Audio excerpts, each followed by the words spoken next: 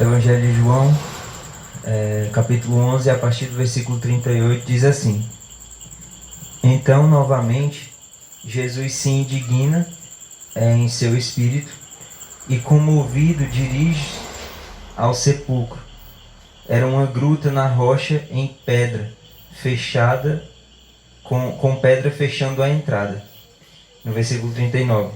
Determinando Jesus, tirai a pedra, preveniu Marta, irmã do falecido: Senhor, ele já cheira mal, pois já se passaram 4 dias. Encorajou Jesus e disse: Eu não te falei que, se creres, verás a glória de Deus? Então tiraram a pedra da entrada do lugar onde o homem morto estava deitado, e Jesus, levantando seus olhos aos céus, agradeceu, dizendo: Pai, te dou graças, porque me ouvistes. Eu sei que sempre me ouves, mas disse isso por causa da multidão que está ao meu redor, para que creiam que tu me enviaste. E tendo dito essas palavras, clamou em voz alta: Lázaro, vem para fora. Então o homem que havia morrido saiu da gruta, tendo os pés e as mãos atados com faixas de linho e o rosto volto com um pano. E Jesus orientou: retirai as faixas dele e deixai seguir. Só até aí, gente. Já está com alguns domingos que a gente vem estudando sobre esse capítulo que fala sobre a ressurreição de Lázaro, que fala esse milagre tão grandioso e tão conhecido, a ressurreição de Lázaro. Voltando aqui um pouco, para a gente entender o contexto, Jesus estava em outro lugar, pois estava sendo perseguido pelos religiosos quando foi alertado que seu amigo Lázaro estava enfermo. Lá no versículo 3 e 4, diz assim: Assim sendo, as irmãs de Lázaro mandaram dizer a Jesus: Senhor, eis que aquele a quem amas está enfermo. Ao saber do ocorrido, disse Jesus: Essa enfermidade não terminará em morte, mas sim para a glória de Deus, para que o Filho de Deus seja glorificado por meio dela. Então aqui Jesus ele é alertado bem no início que o amigo dele, Lázaro, estava doente. E aí, e muito doente, uma doença que iria levar à morte. Mas Jesus, ele enfatiza para os seus discípulos: não, essa doença ela não terminará em morte. Essa doença ela tem o objetivo de glorificar a Deus. Jesus sabia que o retorno a Jerusalém e o milagre da ressurreição de Lázaro custaria a sua própria vida. Por quê? Jesus, antes de sair de Jerusalém, ele foi praticamente expulso de Jerusalém. Ele foi praticamente forçado a sair, porque ele vinha de um debate com os judeus e fez com que ele tivesse que sair de Jerusalém porque os judeus estavam inflamados e ia acabar matando Jesus. E Jesus sabia que o retorno para Jerusalém iria custar a sua própria vida. Mas aí, Jesus amava Lázaro e também precisava ensinar coisas grandiosas às irmãs de Lázaro, que é Marta e Maria. E aí, Jesus observou um momento perfeito para que Deus fosse glorificado. A gente vê aqui um perigo eminente. A volta de Jesus poderia lhe custar a própria vida, porque os judeus, os religiosos, estavam indignados com Jesus.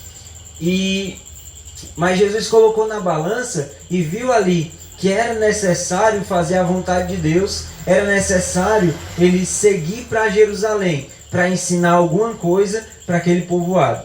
E já aqui, entrando no texto, no versículo 38, diz assim: Então novamente Jesus se indigna em seu espírito e, comovido, dirige-se ao sepulcro. Era uma gruta na rocha com uma pedra fechando a entrada. Aqui a gente vê como era que estava funcionando aquele negócio. Jesus chegou e Lázaro já tinha morrido.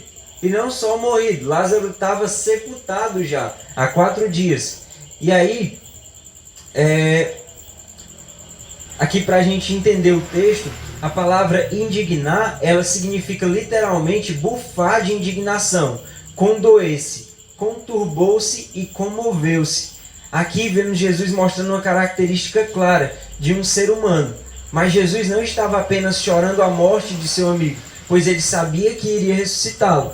Aqui a gente é meio contraditório. A gente vê Jesus entristecido e Jesus chorando pela morte de alguém que ele sabia que ia ressuscitar. Não foi um acidente. Jesus tropeçou em uma pedra e disse: Lázaro, sai. Não. Jesus sabia que iria ressuscitar Lázaro. Jesus tinha a consciência de que ia ressuscitar Lázaro. Mas aqui, por que Jesus se indignou? Por que Jesus conturbou-se, comoveu-se com aquilo ali? Primeiro, Jesus viu a pior experiência que alguém pode passar: o luto. Jesus ali chegou naquela situação e ele viu Lázaro morto, Marta e Maria sofrendo o luto, sofrendo a perda do irmão que elas tanto amavam. Jesus sentiu empatia pelos seus amigos, Marta e Maria. Jesus sofreu ali o que elas estavam sofrendo.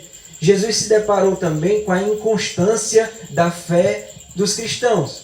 Porque por mais que Marta e Maria, elas eram cristãs verdadeiras, elas eram seguidoras de Jesus realmente, Jesus se deparou ali com a falta de fé, com a inconstância na fé de Marta e Maria.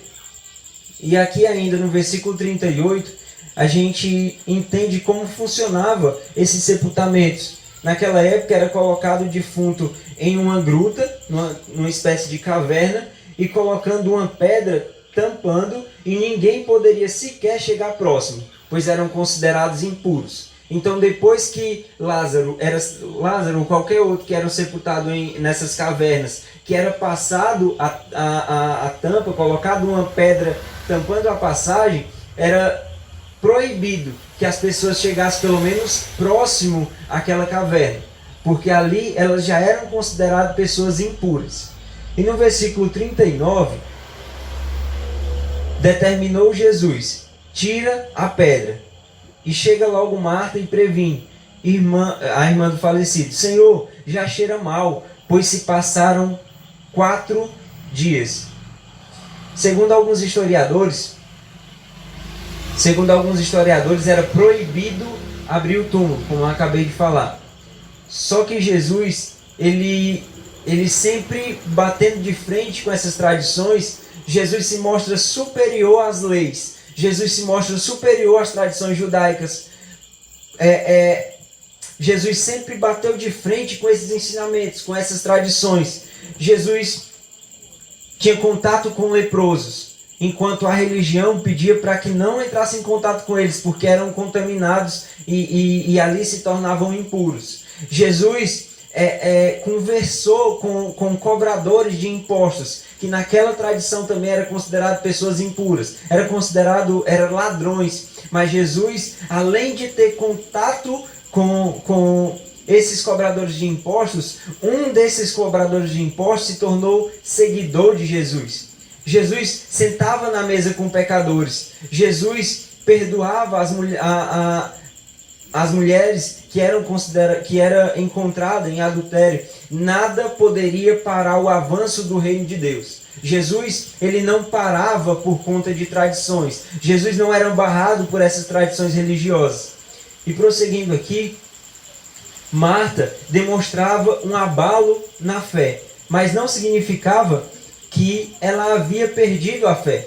Alguns até falam que Marta era uma mulher incrédula por barrar Jesus, por dizer: Jesus, não vai mexer aí. Já está com 4 dias que ele morreu, já está fedendo. Muitos costumam dizer que Marta era incrédula. Só que isso é um pouco contraditório. Se a gente for ver nos versículos anteriores, no versículo 21, diz assim: e disse Marta a Jesus: Senhor, se você estivesse aqui, meu irmão não teria morrido. No versículo 22, mas sei que mesmo agora, seja que for que perdides a Deus, Ele te dará. Versículo 24. Marta lhe disse: eu sei que Ele vai ressuscitar na ressurreição dos últimos dias. Versículo 27. Ela afirmou: sim, Senhor, eu creio que Tu és o Cristo, o Filho do Deus vivo, que devia vir ao mundo. Então Marta, ela tem várias alegações aqui, ela tem várias frases que demonstravam o quanto ela tinha fé em Cristo, o quanto ela tinha fé em Jesus, o quanto ela era uma cristã de verdade. Marta se mostra uma cristã convicta, mas isso não o impediu de que sua fé desfalecesse.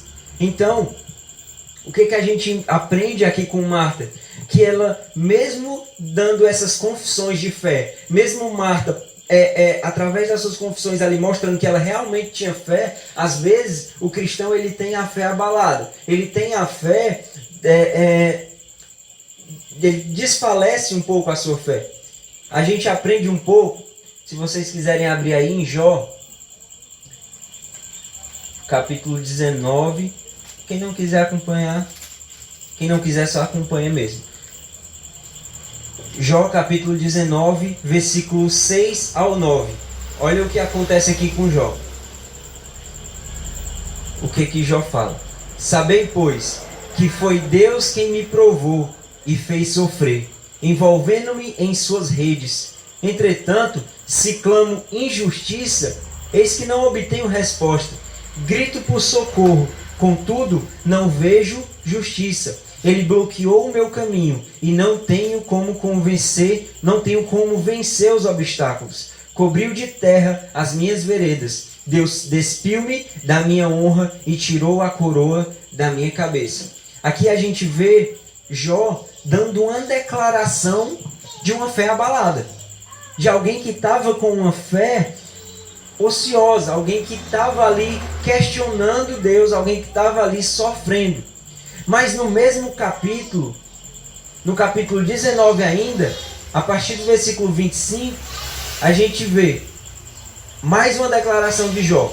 Contudo, eu sei que o meu Redentor vive, e que no fim se levantará para me defender e vindicar, ainda que eu esteja no pó do túmulo, e depois que todo o meu corpo estiver consumido pela terra, sem carne, então contemplarei a face de Deus. Eu o verei com os meus próprios olhos, eu pessoalmente, não uma pessoa o verá e me dirá como ele é. Ó, quão intenso é o desejo do meu coração por esse dia.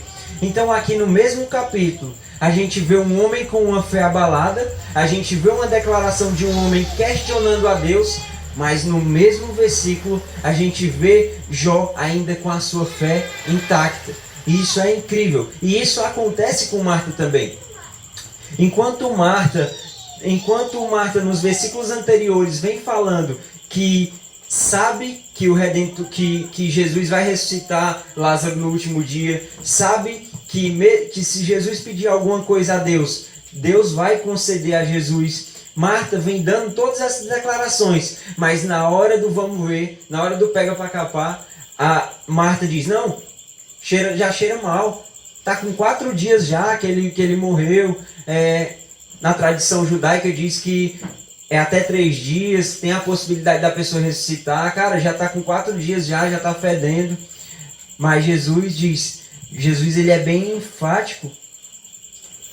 Só um instante, gente, deixa eu retornar aqui pro texto.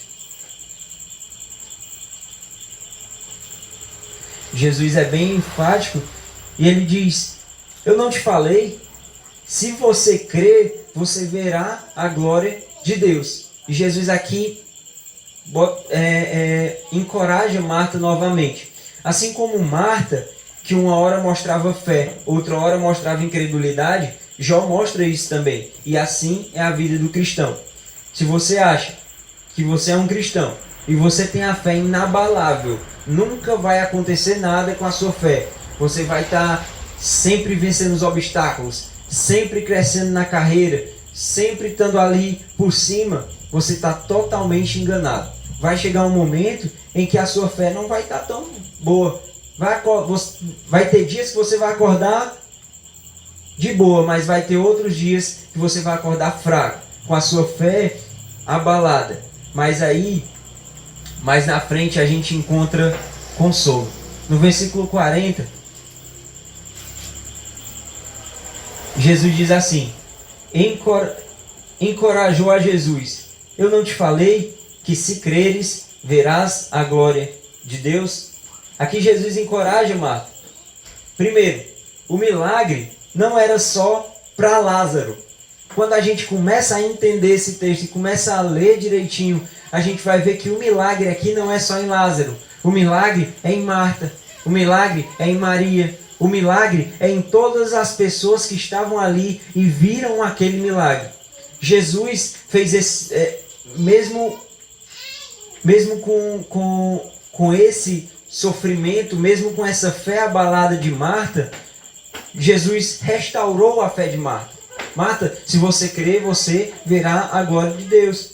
E Jesus fez esse mesmo procedimento com Pedro. Em Lucas 22, 31 a 34, Pedro se diz capaz de ir à morte por Jesus. Mas Jesus o alerta que Satanás queria roubar a fé de Pedro. Em Mateus 26, 69 ao 75, Pedro nega que conhece a Jesus. E o texto diz que Pedro não simplesmente nega, Pedro jura, Pedro grita e declara que ele não conhece Jesus enquanto Jesus estava sendo julgado. Pedro nega. Só que no versículo 21 de João, no capítulo 21, do versículo 3 ao 19, Jesus arma um cenário parecido com o chamado de Pedro para a restauração dele. Pedro, quando foi chamado, foi em uma pesca, Pedro estava pescando e não tinha conseguido pescar nada. E Jesus chega lá, pede o barco de Pedro emprestado e ele faz um milagre. Ele faz um milagre que é chamado a pesca milagrosa. E Jesus pede para Pedro lançar a rede novamente. Pedro lança e quando traz a rede vem cheia de peixes. Pedro fica ali perplexo com o que aconteceu. E Jesus diz assim: vem e segue-me, eu te farei pescador de homens. Esse foi o chamado de Pedro. Pedro foi chamado por Jesus, começou a andar até esse momento em que eu acabei de dizer, em que Jesus é pego, Jesus é condenado e Pedro nega a Jesus na cara dura. E Pedro praticamente desiste de tudo. Jesus foi crucificado, Pedro negou Jesus, Pedro estava triste e enquanto os judeus estavam reunidos enquanto os discípulos estavam reunidos com medo dos judeus, Pedro diz assim: eu vou pescar, eu vou voltar a pescar. E aí Pedro leva alguns dos discípulos e é justamente nesse cenário em que Jesus aparece novamente. A Bíblia fala, quem quiser ler o Evangelho de João, capítulo 21, é sensacional, quando chegar em casa. Então, os discípulos estão ali no barco. Da mesma maneira que aconteceu o chamado de Pedro, está ali o mesmo cenário. Os discípulos no barco passaram a noite toda, não conseguiram pegar nada. E aí, eles adormeceram, quando ao amanhecer, João acorda. João é o primeiro a acordar e ele avista um homem na beira da praia, na beira do mar, e ele diz: é o Filho de Deus. É ele ressuscitou. Pedro acorda e a Bíblia fala que Pedro pegou a túnica que ele estava lá, que ele estava no barco, se vestiu, pulou na água e foi ver Jesus. Ao chegar, Jesus e Pedro têm uma conversa sensacional, em que Jesus pergunta se Pedro amava ele por 3 vezes. E Pedro se entristeceu, porque lembrou da noite em que ele negou a Jesus. E Jesus mostra que a misericórdia dele é bem maior do que os fracassos e os pecados de Pedro. Jesus mostra ali que a misericórdia de Pedro, a misericórdia que ele tinha por Pedro, vencia todo o fracasso dele. E isso a gente vê da mesma maneira Marta sendo restaurada. Da mesma forma que Pedro foi restaurado aqui, Marta também foi. E Jesus disse: ó Marta, se você crer, você verá a glória. E versículo 41 ao 42 diz assim: então Tiraram a pedra da entrada do lugar onde o homem morto estava deitado, o homem morto estava deitado, e Jesus, levantando seus olhos aos céus, agradeceu. Pai, te dou graça, porque me ouviste. Eu sei que sempre me ouve, mas disse isso por causa da multidão que estava ao redor, para que creiam que tu me enviaste. Aqui, gente, a gente vê um costume que Jesus tinha. Nesse versículo que a gente leu, diz assim: Jesus, levantando os olhos aos céus, agradeceu. A gente vê no capítulo 17 desse livro de João também, Jesus falou essas coisas. Levantou seus olhos aos céus e disse: Pai, chegou a hora. Glorifica o teu Filho, para que também o Filho glorifique a ti. A gente vê um costume que Jesus tinha, de olhar para o céu e agradecer, e orar, e começar a sua oração agradecendo. Jesus não ora para que a sua vontade seja feita, mas para que Deus se revelasse através das suas obras. Ele agradece por isso com uma grande simplicidade antes de executar o ato.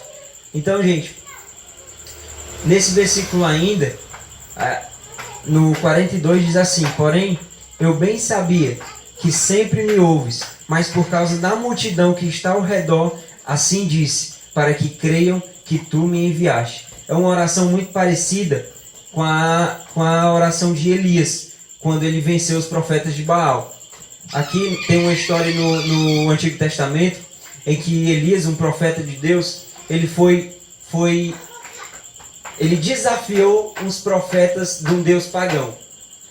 E nesse desafio, Elias faz a seguinte oração: Responde-me, Senhor, responde-me, para que o povo saiba que tu, ó Senhor, és Deus, e que fazes o coração deles voltar para ti. A gente vê aqui, entre Jesus e Elias, uma semelhança. Quando Jesus foi orar, Jesus tinha um intuito ali de orar em voz alta, para que aquele povo que visse o milagre, eles percebessem quem era o verdadeiro Deus. Jesus e Elias tinham algo em comum. Os milagres sempre foi com o intuito de engrandecer a Deus e glorificar o seu nome, diferente do que vemos hoje no evangelicalismo. Hoje a gente vê as pessoas buscando milagres, buscando cura, não para glorificar a Deus ou para levar o evangelho a outras pessoas, mas para benefício próprio. A gente vê esses evangelicalismos, as pessoas buscando ali milagres, os pastores orando por milagres, só para se beneficiar, só para ter ali um status de um homem de Deus. Quando Jesus e Elias, eles tinham um intuito, glorificar a Deus. Elias tinha um intuito de glorificar, de mostrar para aquele povo quem era o Deus verdadeiro. Agora, correndo já para o fim aqui, no versículo 43 e 44, diz assim: Tendo dito essas palavras, clamou em voz alta: Lázaro, vem para fora. Então o homem que havia morrido saiu da gruta, tendo os pés e as mãos atados com faixas de linho, e o rosto em volta com um pano. E Jesus orientou: Retirai a faixa dele e deixai-o seguir. A Bíblia mostra duas ocasiões em que Jesus conclama em voz alta. Na cruz, quando ele entrega o Espírito a Deus, Mateus 27:50, e nesse texto, chamando Lázaro para fora. O milagre foi feito. Lázaro responde ao chamado e sai da caverna. O milagre aconteceu. Jesus clama em voz alta, chamando Lázaro para fora. Lázaro ouve e sai. Esse texto é repleto de significado e muito parecido com momentos na vida do cristão. O primeiro momento que esse texto tem o significado e se assemelha muito à vida do cristão é na soteriologia, que é a doutrina da salvação do homem. Nós entendemos que antes da conversão nós éramos mortos, assim como Lázaro e suas irmãs não poderiam fazer absolutamente nada para salvá-lo. Mas Cristo o chamou e ele não tinha a opção de rejeitar o chamado. Ele saiu da caverna, voltou à vida, A salvação é conquistada por Cristo e só Ele pode nos tirar da morte para a vida. Aqui a gente vê um homem morto nessa história. Um homem que não tinha nenhuma ação, não podia fazer nada para ser salvo.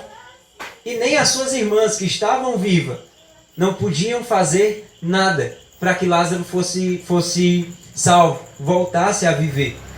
E aqui a gente vê um homem que se dizia Deus. E aqui a gente volta àquelas velhas opções. A respeito de Jesus, a gente tem três opções. Uma, ele era louco. A segunda, ele era um mentiroso. E a terceira, ele é Deus. E nessas três opções, a primeira é facilmente descartada. Porque um louco, ele não consegue fazer o que Jesus fez. Um louco, ele não consegue levar uma boa nova e tantas pessoas receberem essa boa nova, e até hoje pessoas estão entregando a vida por amor ao evangelho que esse homem pregou. Então a primeira é facilmente descartada, ele não é louco. A segunda é que ele era um mentiroso. Porém, as obras que são retratadas no evangelho e que são de grande confiabilidade, elas mostram esse homem que muitos dizem que é mentiroso, ressuscitando um homem que estava morto. A gente vê Jesus ali, conclamando em alta voz, Lázaro sai para fora. E Lázaro, aquelas pessoas tiram a pedra e Lázaro sai da morte para a vida depois de 4 dias morto. E para você ver o tamanho desse milagre, é só pesquisar no Google o que acontece com o cadáver no quarto dia depois da morte. Ele já entra no processo de decomposição e Lázaro ele sai dessa morte e vem para a vida, volta à vida. E outra coisa que tem um significado muito forte nesse texto, além da doutrina da salvação, é a doutrina dos últimos dias, a escatologia. A história de Lázaro, ela nos lembra muito o grande dia do encontro com o nosso Senhor. A gente vê ali, a gente volta ao cenário. Primeiro a gente foi ao cenário, vê ali numa perspectiva de salvação. Jesus chamando alguém que está morto no seu pecado, chamando a vida. E Deus entregando a salvação a essa pessoa. E essa pessoa saindo da morte para a vida. Primeiro a gente viu nessa perspectiva. Agora a gente vê na perspectiva da escatologia, na perspectiva das coisas futuras. Deus, Jesus, chamando Lázaro após a morte. E aqui, para a gente entender melhor, em João capítulo 5, versículo 28, diz assim: não vos maravilheis disso, porque a hora vem em que todos os que estão nos sepulcros ouvirão a sua voz. Então essa mesma experiência que Lázaro teve, os cristãos, eles terão também. Eles ouvirão a voz do seu Senhor, dizendo: Eduardo, sai para fora. André, sai para fora. Lincoln, sai para fora. Todos os cristãos, sai para fora. E essas pessoas ressuscitarão. Isso é algo glorioso. Lá em Tessalonicenses 4,16, diz assim: pois o mesmo Senhor descerá do céu com uma grande aclamação, com voz de arcanjo e com trombeta de Deus, e os que morrerão em Cristo ressuscitarão primeiro. Então aqui a gente vê na perspectiva da escatologia, o que aconteceu com Lázaro vai acontecer com todos os cristãos. Eles ouvirão a voz do seu Senhor e ressuscitarão para uma vida eterna. E aqui, gente, para finalizar essa exposição, a gente aprende, primeiro, que nem sempre estaremos com a fé inabalável. Nem sempre.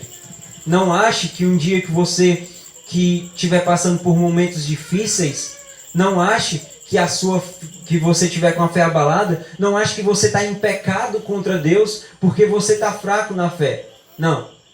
Cristo, ele é o nosso sumo sacerdote que se compadece das nossas fraquezas. Por que Jesus chorou quando viu Marta e Maria? Por que Jesus se compadeceu delas? Porque Jesus sentiu a dor delas. Jesus sentiu o luto que elas estavam passando, mesmo sabendo que ia ressuscitar Lázaro. Então, Cristo entende o seu sofrimento, mas permaneça firme. Segundo, Cristo é o nosso provedor e sustentador, mesmo nos momentos de questionamento. Então aqui se a gente for ver o livro de Jó, a gente vê o início do livro de Jó, os sofrimentos que aconteceram com ele. Perdeu filho, perdeu riquezas, perdeu saúde, perdeu tudo. Estava na rua, com lepra, sofrendo demais. E a gente vê o restante do livro de Jó, só questionamentos. Ele questionando Deus, ele falando com Deus. E isso mostra uma fé abalada. Porém, tinha uma fé ali ainda. Tinha dentro dele uma certeza de que o Redentor dele vivia. Que o Redentor dele, uma hora, iria se levantar ao favor dele. Terceiro, antes de qualquer coisa, devemos agradecer ao nosso Senhor. A gente aprendeu aqui através de Jesus, sempre quando ele ia falar com Deus, com o Pai, com o Deus Pai, Jesus chegava a Deus agradecendo. Jesus olhava para os céus e agradecia. Quarto ponto, o mesmo que nos chamou com uma irresistível voz para a salvação, nos sustentará até o fim. Foi o que a gente aprendeu que aprendeu acho que foi no curso de membro, em que essa irresistível voz que nos chama, ela vai nos sustentar até o fim. É a perseverança dos santos. Então, por mais que você esteja fraca ou fraco hoje, ore ao Senhor. Agradeça a Deus pelo que você conseguiu até hoje. Onde você conseguiu chegar até hoje, que não foi por mérito seu, foi pela misericórdia dele. E saiba que ele vai te sustentar e te fortalecer até o fim. Amém?